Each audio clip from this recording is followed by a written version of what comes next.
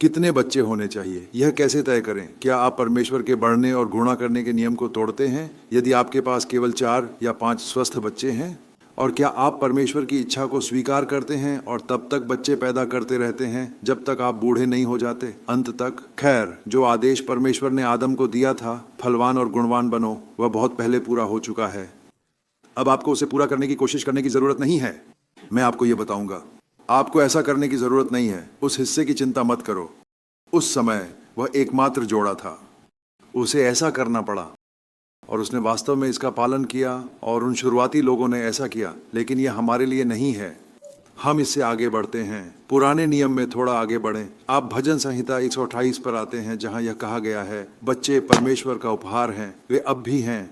गर्भ का फल एक इनाम है, ये अब भी है। और धन्य है वह व्यक्ति जिसका तरकश ये तीरों की तरह है।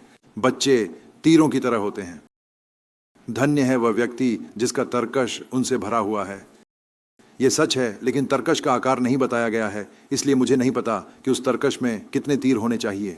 शायद 2, शायद 3, मुझे नहीं पता। शायद 10, 15, 20, मुझे नहीं पता। लेकिन दिलचस्प बात यह है कि जब आप नए नियम में आते हैं तो मुझे कहीं भी एक शब्द नहीं मिलता है जिसमें कहा गया हो आपको जितने बच्चे हो सकते हैं उतने बच्चे होने चाहिए। मेरा मतलब है, अगर ऐसा होता तो मैं इसे पूरे दिल से प्रचार करता और इसे भी अभ्यास करता। लेकिन नए नियम में ऐसा कहीं नहीं कहा गया है और इसीलिए मैं उस पर बात नहीं करूंगा जो नए नियम में नहीं लिखा है।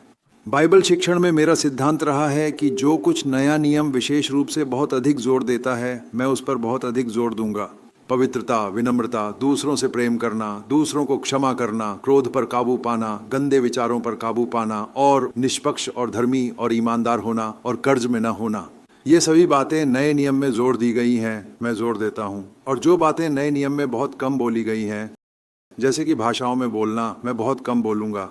मैं इसे पूरी तरह से रद्द नहीं करूँगा, लेकिन यह बहुत कम होगा क्योंकि नए नियम में इसके बारे में बहुत कम कहा गया है। और जिन बातों पर बाइबल चुप है, और ऐसे कई विषय हैं, मैं चुप रहूँगा।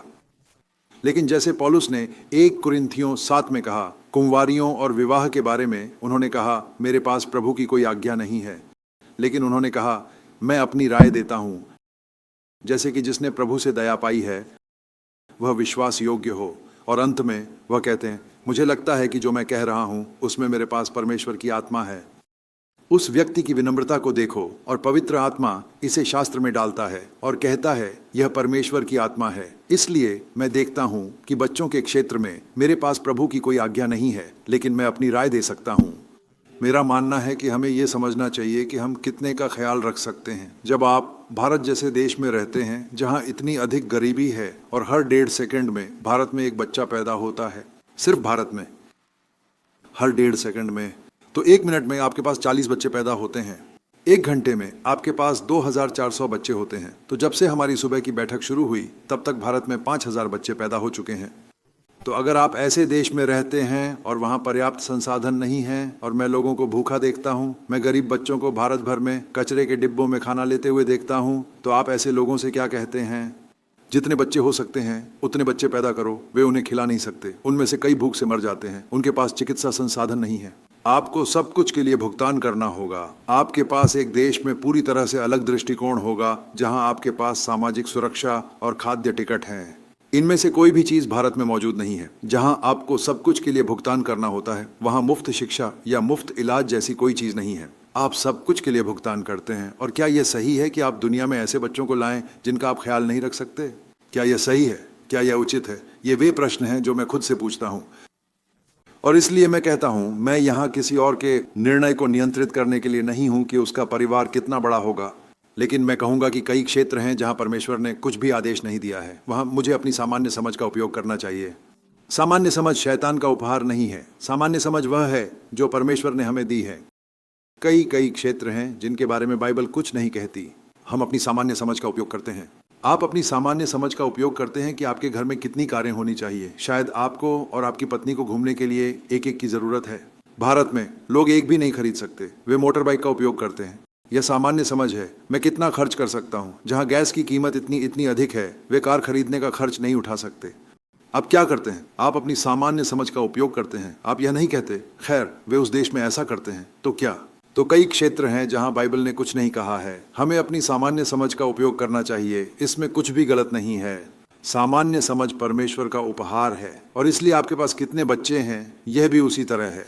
ये ऐसा है जैसे जब आप एक घर बनाते हैं, आपको कितना बड़ा घर बनाना चाहिए। खैर, आप ये नहीं पता लगाते कि अय्यूब का कितना बड़ा घर था या अब्राहम का कितना बड़ा घर था। नहीं, आप देखते हैं कि यह अंग्रेजी में कहावत की तरह है, अपने कपड़े के अनुसार अपना कोट काटें। आप अपने संसाधनों को देखते हैं, आपके पास कितनी बचत है, आप कितना खर्च कर सकते हैं। हर कोई ऐसा करता है, शायद अनजाने में, और कहता है मैं उस आकार का घर बनाने जा रहा हूँ, मैं उस व्यक्ति ने जो बनाया है उसे वहन नहीं कर सकता, मैं उससे ईर्ष्या नहीं करता, परमेश्वर उसे आशीष दे, लेकिन यह सब मैं वहन कर सकता हूँ। जब आप एक घर किराए पर लेते हैं तो आप यह तय करते हैं कि आप अपने मासिक वेतन या जो आप कमाते हैं उससे क्या वहन कर सकते हैं। यह सब सामान्य समझ है, हमें इसके बारे में इतना प्रार्थना करने की जरूरत नहीं है। हम अपनी सामान्य समझ का उपयोग करते हैं बिना इसे महसूस किए, लेकिन हम प्रार्थना करते हैं और कहते हैं प्रभु हमें सही जगह पर ले चलो जहां हमें घर बनाना चाहिए या जहां हमें किराए पर लेना चाहिए, और हमें मार्गदर्शन करो। तो बिल्कुल उसी तरह कई क्षेत्र हैं जहां हम अपनी सामान्य समझ का उपयोग कर रहे हैं, और यह सही है। आप एक स्टोर में खरीदारी करने जाते हैं और कहते हैं मुझे क्या चाहिए, मैं स्टोर में इन सभी आकर्षक चीज़ों को नहीं खरीदना चाहता, मुझे इसकी आवश्यकता नहीं हो सकती। जब हम अपने बच्चों के लिए खरीदारी करते हैं तो हम हर समय अपनी सामान्य समझ का उपयोग कर रहे हैं, और हमें यह तय करने में इसका उपयोग करने की आवश्यकता है कि हमारे कितने बच्चे हैं, और हमें माँ के स्वास्थ्य पर भी विचार करने की आवश्यकता है। ये भी महत्वपूर्ण है। ये वे बातें हैं जो मैं भारत में विवाहित जोड़ों की बैठकों में हर समय सिखाता हूँ, क्योंकि हमारे गाँवों में बहुत सारे अशिक्षित लोग हैं और कहते हैं विचारशील बनो, बच्चे की माँ के स्वास्थ्य, अपनी पत्नी के स्वास्थ्य के बारे में सोचो। और ये सभी कारक हैं जिन्हें हमें ध्यान में रखना चाहिए जब हम निर्णय लेते हैं। मैं आपको अभी बताता हूँ, एक भाई था जिसने अचानक किसी प्रकार का, जिसे वह विश्वास कहता था, विकसित कर लिया, और उसने यह अजीब बयान दिया।